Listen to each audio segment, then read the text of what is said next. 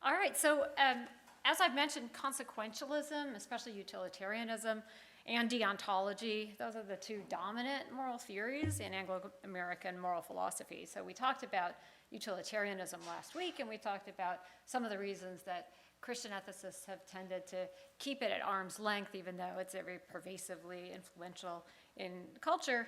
And today we're going to look at deontology in a kind of analogous way. So deontology, deon from duty, logi from study of, right? So the study of duty. And Lovin, in his discussion, says simply that deontology is the study of what it is right to do, and later, more specifically, the study of rules or duties. But it's actually usually understood to mean something more specific than that. The idea that what makes an action right is its conformity to a moral norm, rule, or principle. So rightness, a focus on rightness, and a focus on rules or principles as what guarantees rightness. So it's a moral theory that says that rightness and wrongness are independent of the consequences of action. So you can see it's diametrically opposed to consequentialism, which says that rightness is determined by consequences. So sometimes as a kind of a shorthand, we say that for deontology, the right takes priority over the good. What matters is this conformity, this rightness, not whatever good is brought about by it. It might be good to be trying to bring about some good, but whether or not it actually comes about is out of your control. What is in your control is whether your action conforms to the principle. But big question here, how can we be sure that we have hold of the correct norm that makes action right? And this is where Kant has been a very, very influential figure in trying to really crack the nugget of that question.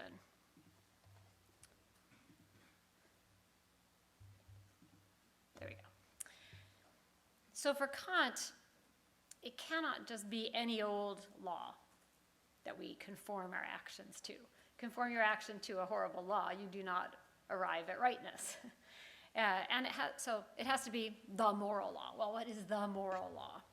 And how can we be confident that whatever set of commandments we're dealing with really is the true moral law, conformity to which will make our actions right?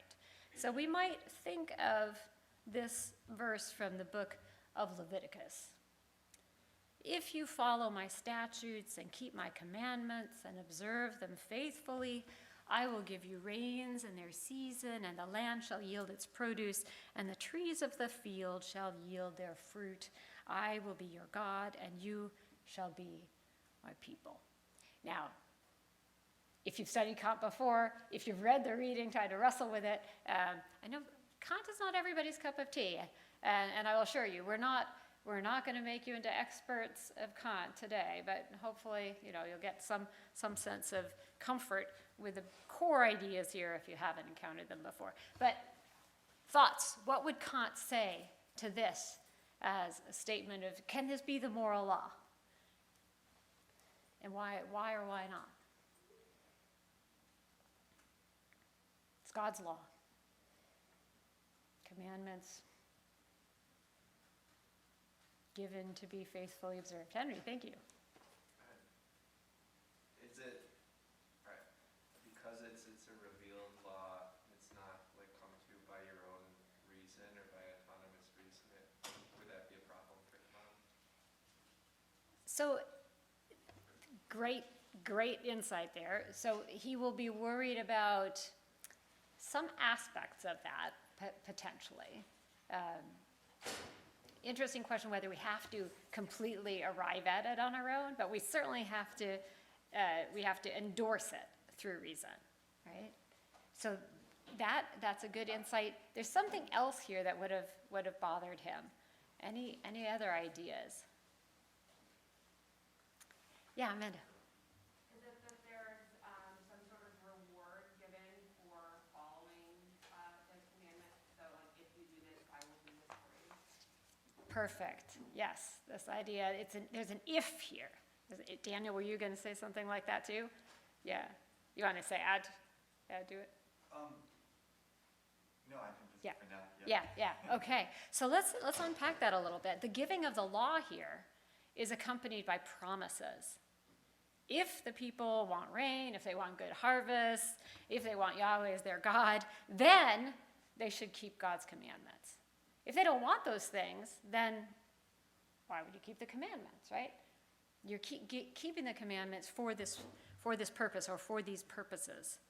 So Kant associates this kind of law with counsels of prudence.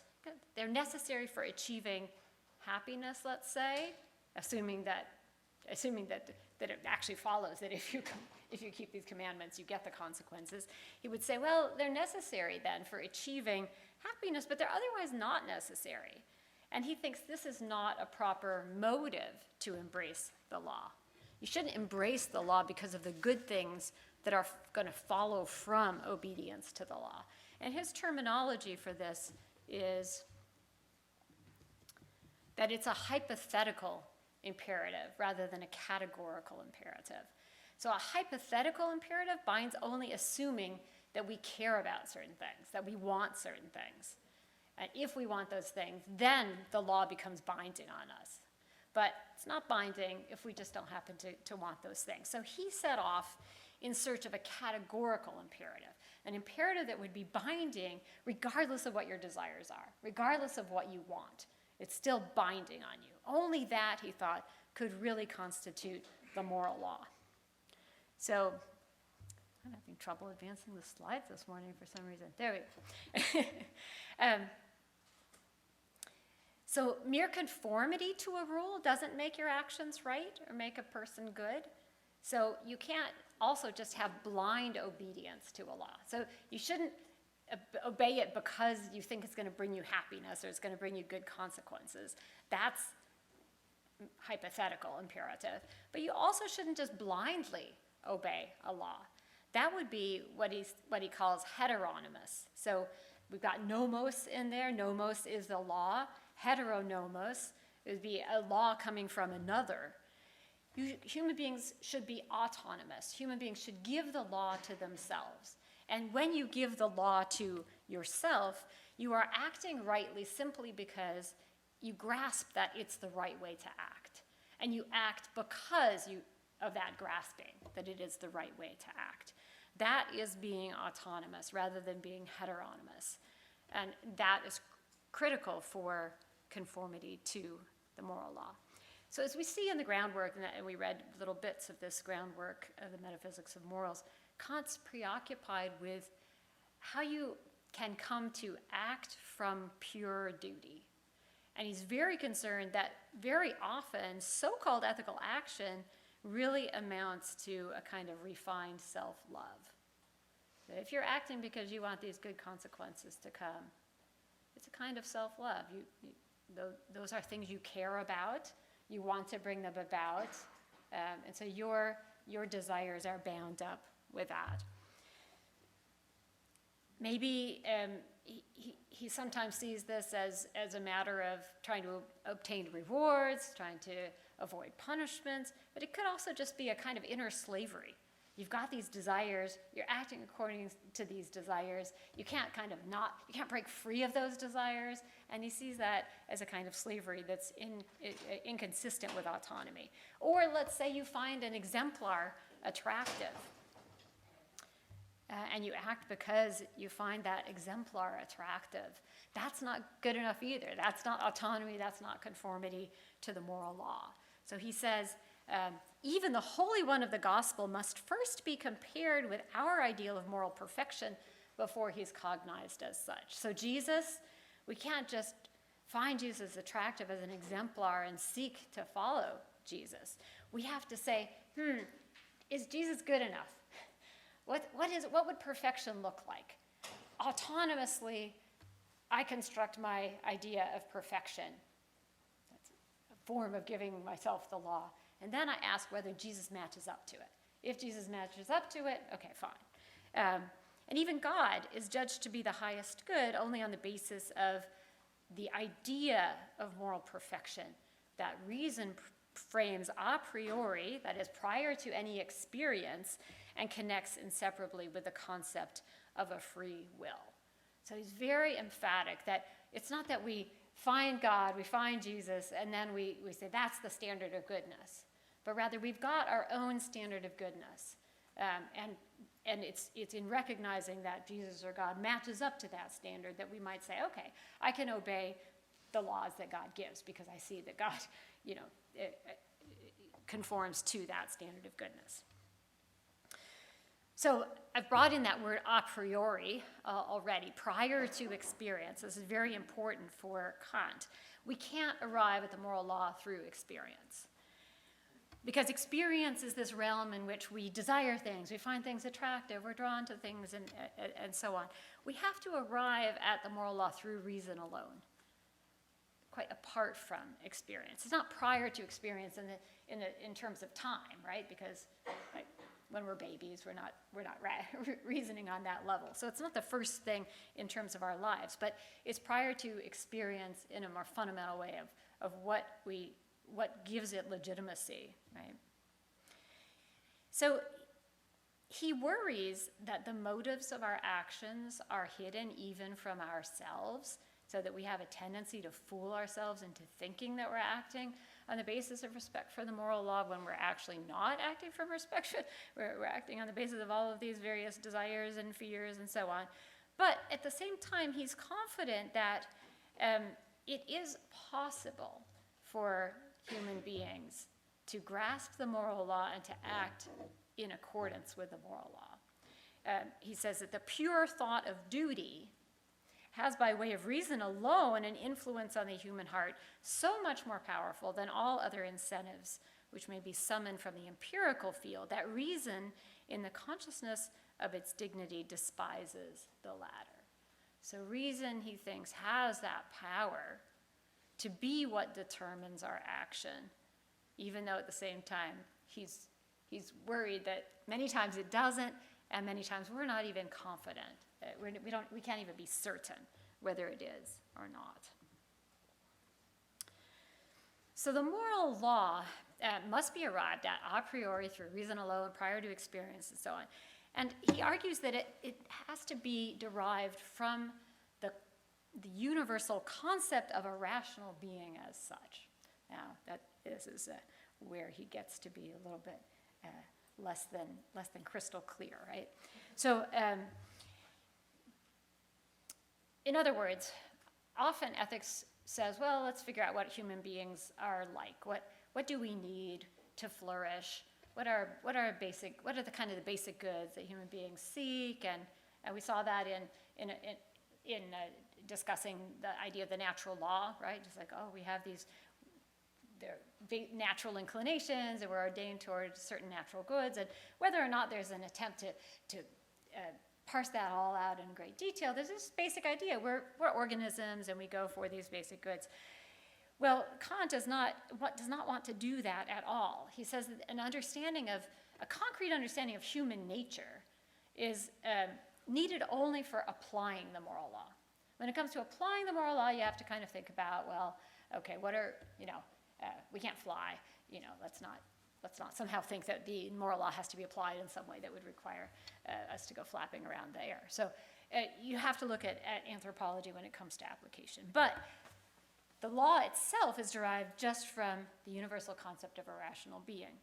Because a rational being just is the sort of being that can obey a moral law. It's the sort of a being that is capable of acting according to universal principles that hold categorically.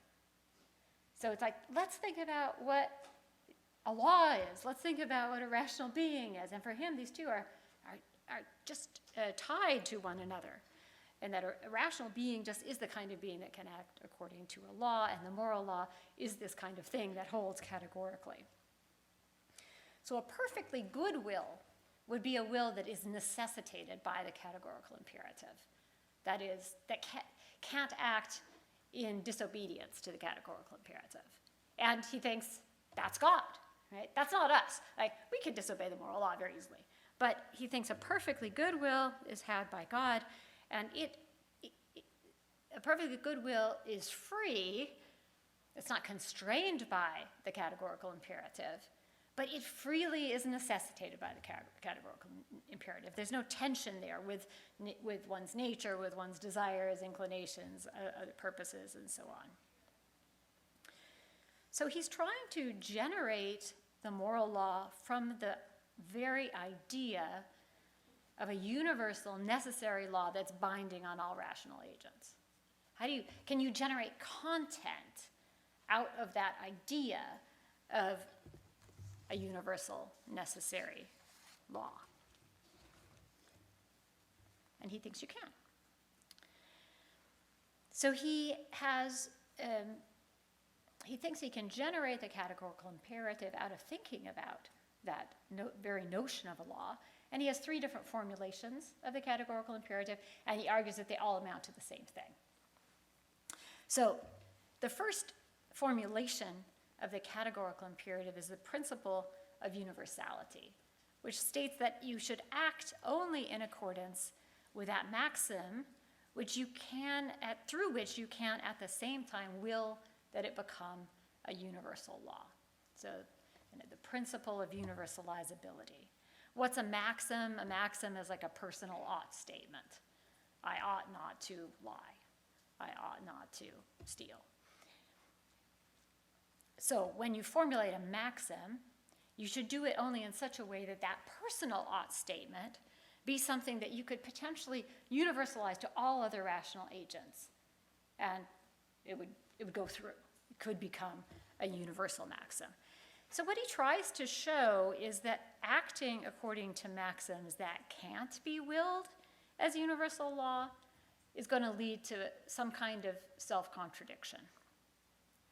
And he gives examples of taking one's own life, of failing to keep promises, of neglecting to develop one's own capacities, and of refusing to help others. And one thing I want to kind of underscore here is the interesting fact that he thinks that you can have duties to yourself. That the moral law is not just about how you treat other people or other creatures or the world. It's also about how you treat yourself. And that is an intuition that many do not share. Many would say, many contemporary moral thinkers would say, nah, morality is really about how you treat others. And what you do to yourself is your decision. It's a realm of discretion. And he would disagree vehemently with that and say, no, the moral law, there's a categorical imperative that also applies to how we treat ourselves. So he thinks that all of these examples cannot be universalized. So we tend to try to make of ourselves an exception. It's like, well, I can just break this promise. It's all not that important, this particular promise. It'll be fine, This person will understand down the line that I wrote the promise and so on. And he argues, nope, you've got to think through the principle of universalizability, and if you do that, then you see, well, if everybody acted that way and made themselves an exception, then we couldn't have promises at all. The whole institution of promises would fall apart. And that would mean that we couldn't rely on one another, and society would fall apart. So that's the kind of argument that he makes. If everyone stole, then we couldn't have property. The whole idea of property would fall apart. We wouldn't be able to rely on being able to go home and have a home to go to, or knowing these are the clothes that are sort of mine to put on. So what happens when we nevertheless will these kinds of maxims that can't be universalized is that we're trying to make ourselves an exception. We're trying to, in a way, become free riders on a society that is acting according to principles that we don't share. Now, not surprisingly, the examples that he gives, and therefore also the whole idea of the categorical imperative as the principle of universalizability, is hotly disputed. There are plenty of thinkers who don't think that the arguments work, or think that you can only formulate a maxim that functions in this way if it's a very, very specific maxim and not a really general maxim. We're not going to go into all of those details, in this context at least. But just certainly want you to be aware that this is, while a very powerful idea, and many would say, yes, there's something about ethics that does have to do with not making oneself an exception, that does have to do with saying something like anybody else similarly situated should act in the same way, but the devil is in the details. What counts as similarly situated? And you might have to give a lot of detail there. So don't lie. Well, can I lie? You know, the famous example is the Nazi at the door. You have Jewish people in hiding and the Nazis at the door. Can you lie to the Nazi? Well, you know, if the universalizable principle is you cannot lie, because otherwise the whole social fabric is going to fall apart, well, then you can't lie to the Nazi at the door. And so maybe you need to make the principle more specific. If you make the principle really, really specific, then it doesn't anymore seem to be the kind of thing that Kant is after when he's trying to generate this moral law. So there are two other formulations of the categorical imperative. And the second formulation is that of humanity, the principle of humanity. And here he asks, is there an end that has to hold for all rational beings? Is there something that all rational beings have to regard as having absolute worth? Something that is not valuable because it allows you to obtain something else, but rather something that's valuable in and of itself, in its own right. And he talks about this as being an end in itself. Something is an end in itself if it has that kind of intrinsic value. And he argues that every rational being exists as an end in itself. Every rational being has this kind of intrinsic value. And that therefore, it ought not to be treated as a means to some other end. So the formulation is, so act that you use humanity, whether in your own person or in the person of any other, always at the same time as an end, never merely as a means. So he doesn't go so far as to say we cannot use other rational beings ever as a means. He would acknowledge that we do that all the time, but we can't treat someone only as a means. So someone is not ever only just someone who's producing the food that we consume. At the same time, we must think at how we relate to food production workers, that they are also ends in themselves. They are also fellow rational creatures. They have intrinsic value. So here, again, he runs through his examples, and he argues that humanity as an end in itself is also going to prohibit taking one's life, breaking promises, neglecting your self-development, and refusing to help others. So how do we know that other rational beings are ends in themselves? Here his argument is that we know that because they are capable of making universal law through their maxims, just as we are. So again, it's all tightly related together. So the principle of humanity, of respecting rational beings as ends in themselves, is tied with this notion of, well, what is a moral law? It's this universal categorical imperative, and it's rational beings that are capable of issuing that universal law. And so those are the ones that we know have this kind of intrinsic value. And that too is very contested, right? Because we might argue instead that there's all sorts of creatures that have intrinsic value that are not capable of willing the categorical imperative, that aren't rational creatures in that sense. So that's certainly another point of dispute about Kant. And thirdly, the third formulation of the categorical imperative is the formula of autonomy. And here what he emphasizes is that rational beings aren't just subject to the moral law. We have to give ourselves the moral law. We have to be autonomous. And only when we're autonomous can we obey the moral law in the right way, with the right incentive. It's not like just external conformity, external obedience doesn't constitute the right kind of obedience to the moral law. So he articulates the principle of autonomy, act only so that the will could regard itself as at the same time giving universal law through its maxim. And here I think it's helpful to bring out the difference between this and the first principle of universalizability, to think about the kingdom of ends, and his talk about the kingdom of ends. He argues that every rational being is a member of the kingdom of ends. Now, the kingdom of ends is a construct that contrasts with the kingdom of nature. The kingdom of nature is the realm in which laws of nature rule.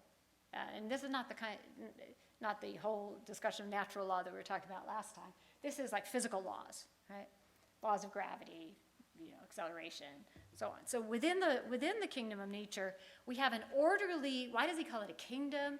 He seems to have in mind this notion that it's an orderly realm, and it's structured, it's governed, it's reliable, it's orderly. So that is governed by physical laws. The kingdom of ends is governed by the moral law. So what would a kingdom of ends, who's a member of the kingdom of ends? Rational beings, because only rational beings can issue the moral law.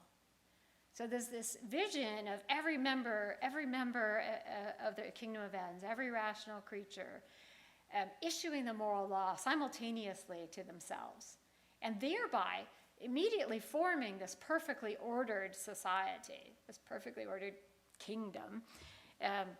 But there's a highly democratic character to this kingdom, in that each member of the kingdom is issuing the law to themselves, right? They don't really need anybody else to issue it to them. So they are autonomous. They share the same dignity. Right? We don't have commoners and nobles and royalty. Every member has the same dignity, each obeying only the law that they give themselves. So for Kant, dignity is something that human beings possess insofar as they are rational creatures capable of autonomy, capable of issuing the moral law.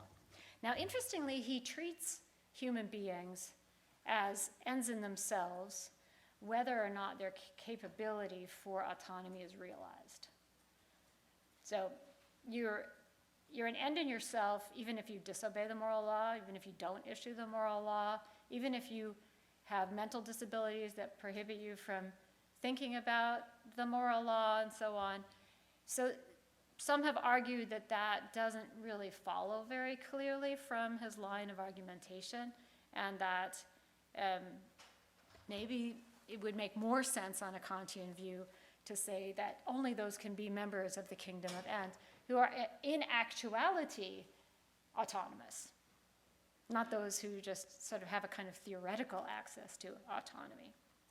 So that is yet another angle of critique of Kant. I should have also said a word about where God fits into the kingdom of ends. He does want to affirm that God is sovereign, but in another sense, God is not needed to issue the moral law. And if someone obeys the moral law only because it's been issued by God, then they forfeit their autonomy. So God is sovereign, but it's a very different kind of sovereignty. And what ends up being important for Kant about God is not that God issues the moral law, but that only God can bring about a conformity of the kingdom of nature with the kingdom of ends. Only God can make it such that obeying the moral law actually brings about happiness. Because remember, when you obey the moral law, you're not going for happiness, you're going for obedience. But God, over the long run, can make everything harmonize beautifully. So in that sense, God is important as sovereign. All right, sorry, losing track of my slides here. A few minutes before we get to Kierkegaard.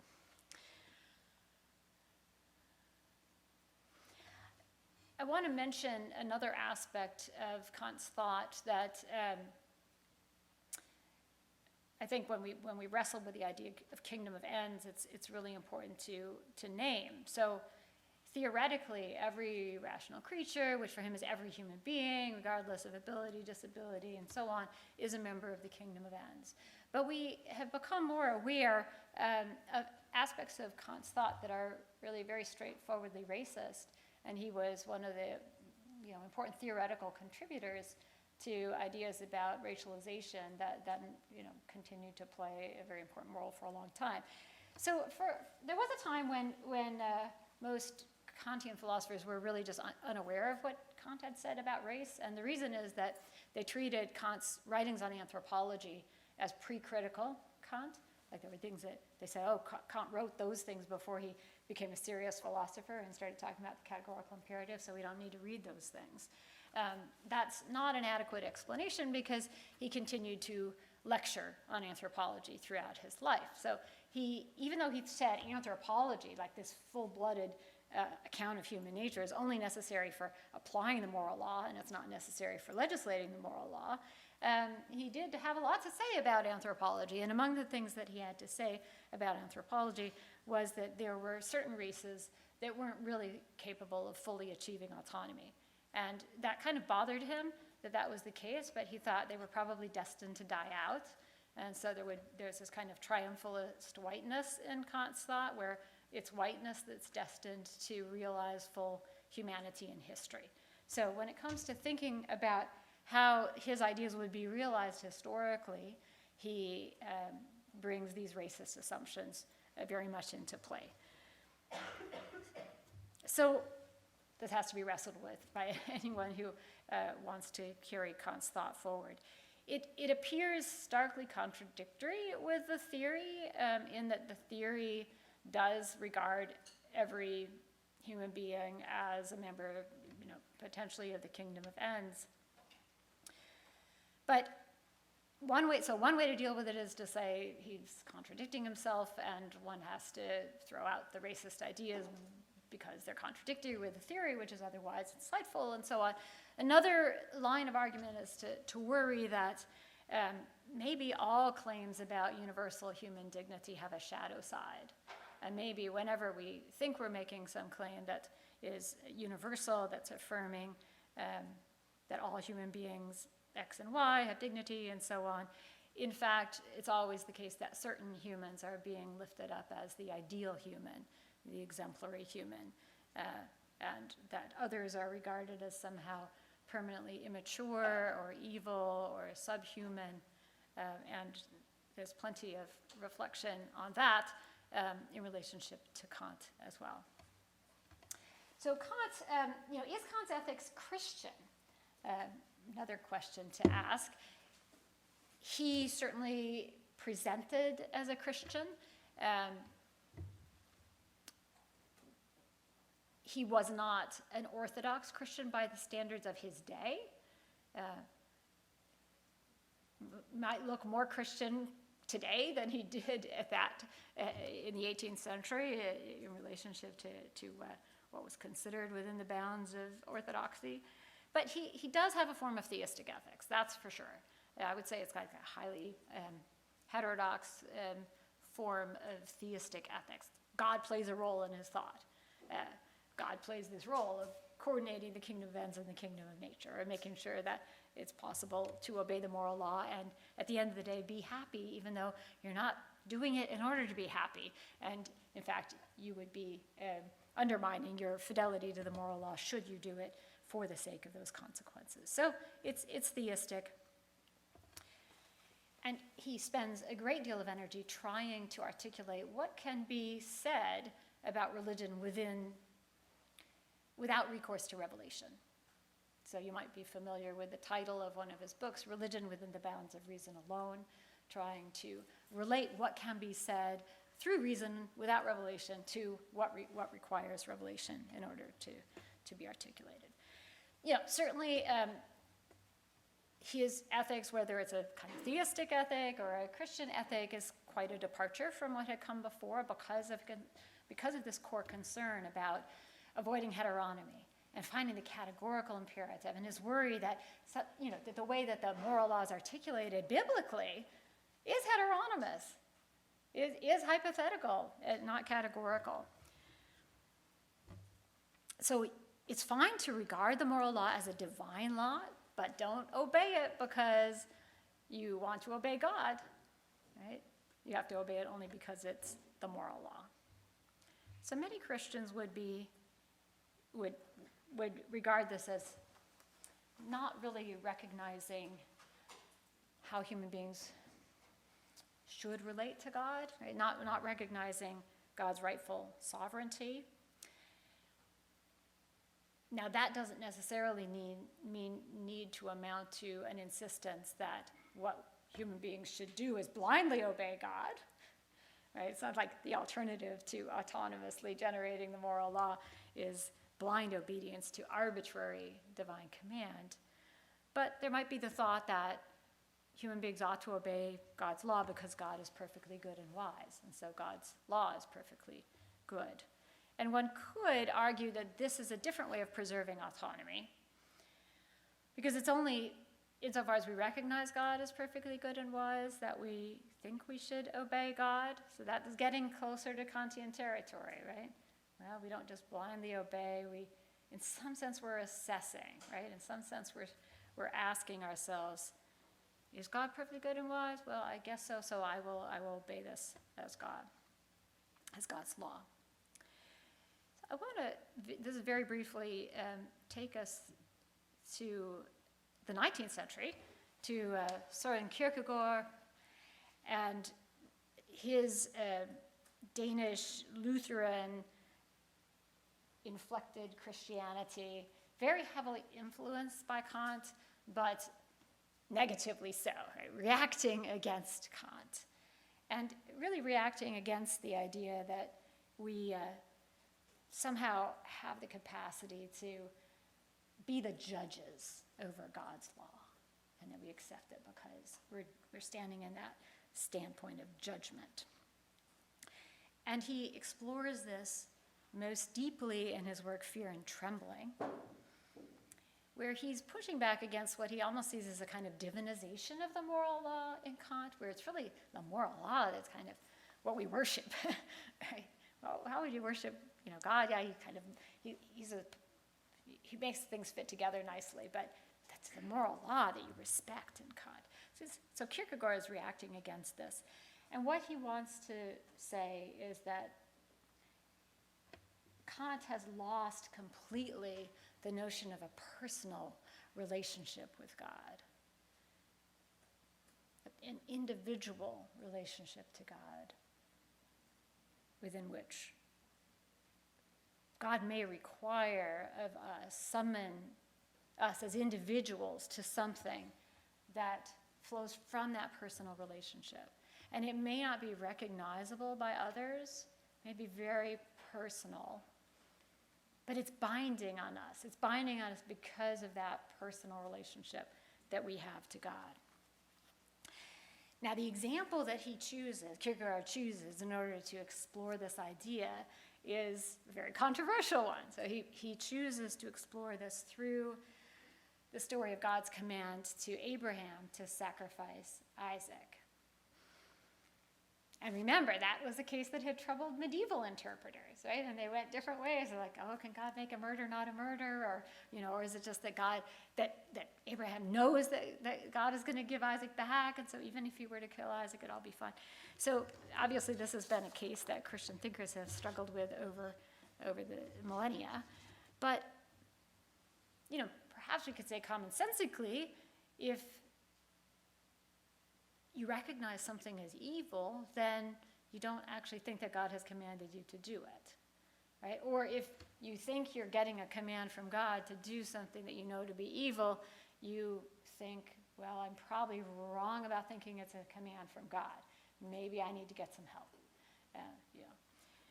But Kierkegaard does not go that common sense route, right? He says, look, Abraham receives this command from God to sacrifice Isaac, and that relationship to God takes priority over everything else. And Abraham has to express that fidelity to God and his willingness to go through on this, even if he's therefore judged as evil by everyone around him, even if he cannot communicate to anyone around him why this is, for him, the right thing to do. It is the right thing to do. It is a thing commanded by God. So, a divine command theory embraced by Kierkegaard. Now, again, it's not 100% clear whether Kierkegaard meant that if I now get a command to go do something comparable, I should go and do it because God has commanded it. Or if he's picking a very, a very extreme example in order to underscore that personal character of the relationship to God that might lead us to a vocation that might be kind of, maybe we go and spend a year cycling across the country and nobody understands why we're doing it, and we're doing it as a personal vocation. That's a bit different than going and murdering somebody, right? So Kierkegaard picks this extreme example to drive the point home. Maybe at the end of the day, he would agree that if you get the command to murder your son, you probably should check into the nearest hospital and not start getting the knife sharpened. Right? But anyway, that is really a matter for Kierkegaard interpretation, but you can see the point that he's pushing back against Kant, who depersonalizes the relationship to God completely, right? In fact, it's not the moral law, it's the moral law. It's like God's law kind of secondarily. It's like, oh, of course, God's perfect. God would also issue the moral law, but I'm issuing it for myself, and I know it, and you know it, we all know it's all the same for everybody. That's why we got that nice symmetrical kingdom of ends, because we're all issuing exactly the same moral law. We can all understand one another. Nobody's called to do something that anyone else would regard as an unintelligible suspect. All right, so what shall we say about Kant's attack on a morality of happiness?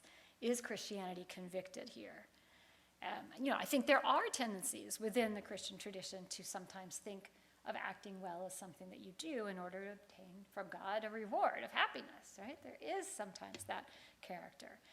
But, and this hopefully will pick up on some of the conversation that we had earlier about Augustine and other Christian thinkers who've worked with Greek eudaimonistic thought. What if the end is not eternal happiness as something separate from God, like a reward that you get, right? But rather, and quoting Augustine, what if the end is perfectly ordered and perfectly harmonious fellowship in the enjoyment of God? Then morality is not a means to a separate end. It's not like a lollipop that you get if you did something, you were brave at the dentist or something.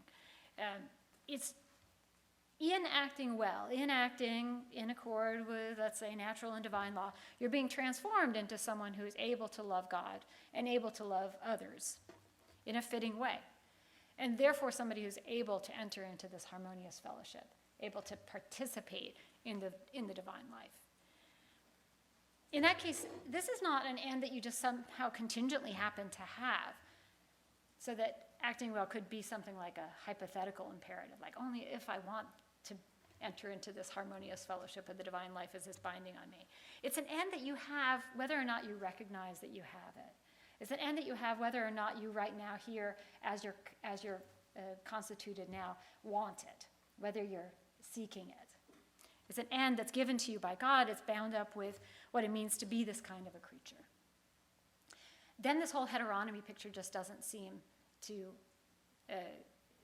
fit, nor does the picture of this as a hypothetical imperative fit. Only if I care about these things is this binding on me. This is like built into what we are. Did God have to give human beings this end? No. I mean, if creation is a free act, as Christians have affirmed, it wasn't necessary, but it's a natural expression of the friendship that constitutes the divine life, that God would create other creatures, create creatures that are capable of entering into that friendship. So when Kant worries about happiness as an end and worries about hypothetical imperatives as a way of kind of seeking one's own happiness and only obeying the moral law for the sake of that happiness, he's thinking a lot more like Bentham than he is thinking like Aristotle or Augustine or Aquinas. He's thinking about happiness as subjective satisfaction, satisfaction of your preferences, desire satisfaction. These things vary from individual to individual. So, like, if I want that, then I would do that. And that's why he goes searching for a categorical imperative.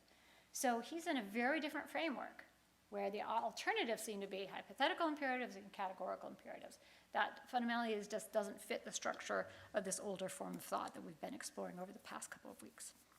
So there are very important differences between those traditions of Christian ethical reflection and Kantian deontology, even though Kant has had a deep influence on subsequent Christian thinkers, positive and negative.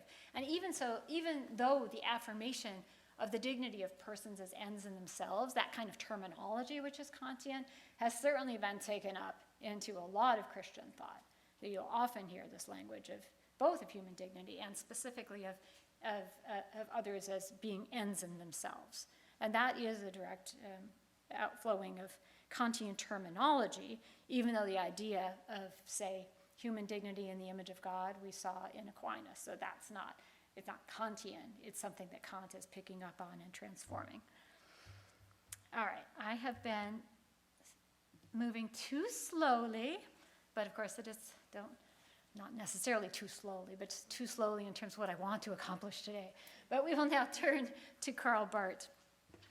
So Barth, so we've looked at an 18th century thinker, a 19th century thinker, now we get to the 20th century. Swiss Reformed theologian who lived through 2 world wars, is famous for authoring the Barmen Declaration of the Confessing Church, of resisting Hitler, and really a towering 20th century theologian. He was significantly influenced by Kant, but is definitely not a Kantian. He was very much a Reformed theologian, but he's making some really interesting moves within the framework of Reformed theology or Calvinist theology.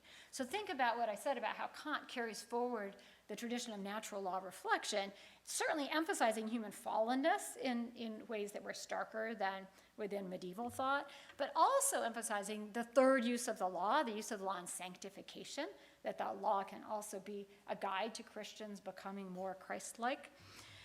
So here too, in Barth, we have an example of ways in which a Reformed thinker is carrying forward some distinctive strands of Reformed theology, but in ways that connect back to older strands in the tradition. So divine command looms large for Barth. Not, divine command, God as a commander, and we have to kind of figure out, what is he doing with this? For him, command is linked with covenant, right? Covenantal theology, very important in the Reformed tradition, but also rooted all the way back into the Hebrew Bible, where law and covenant are integrally linked with one another. And he argues that in Jesus Christ, all of humankind is made a partner in God's covenant.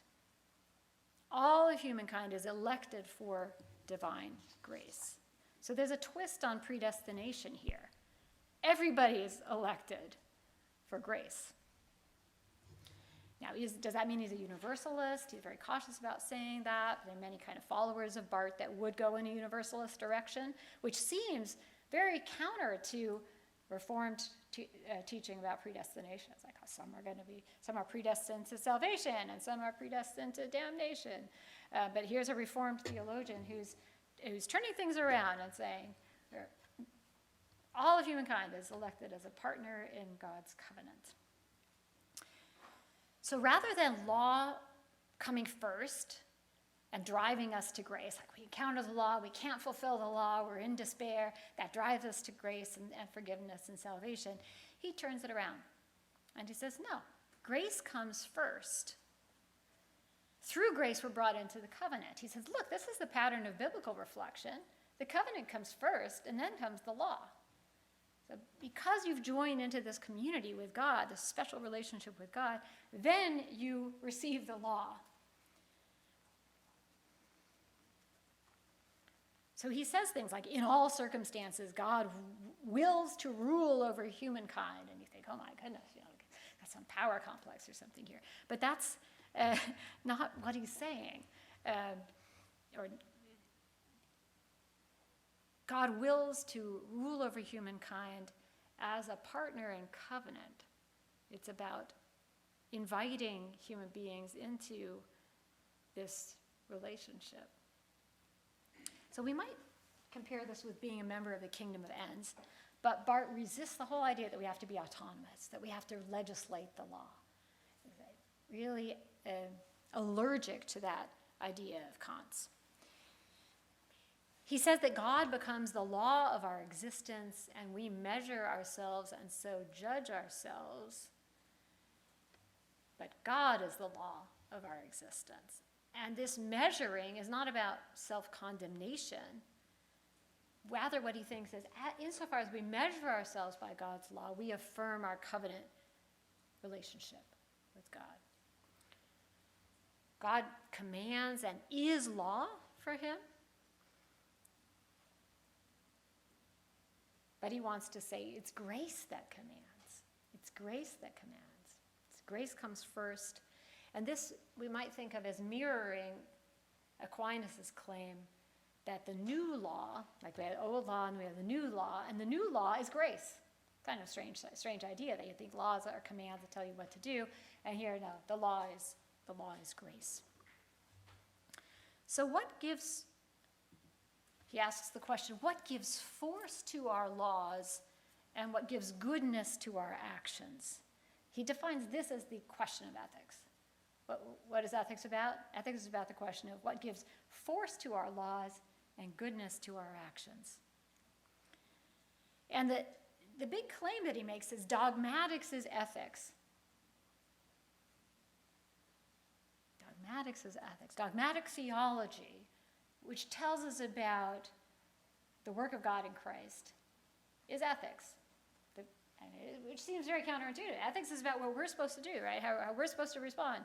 Even if you're Christian ethics, how we're supposed to respond to what God has done, but still about us, right? But he says, no, dogmatics is ethics. So he says, grace claims us for God and places us under God's command. And sin is actually impossible. Interesting claim. Sin is impossible because grace has proceeded.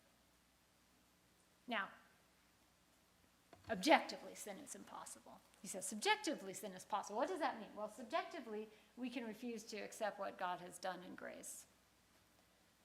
But objectively, it has already been done. So objectively, again, back to this idea that everyone has been elected for salvation.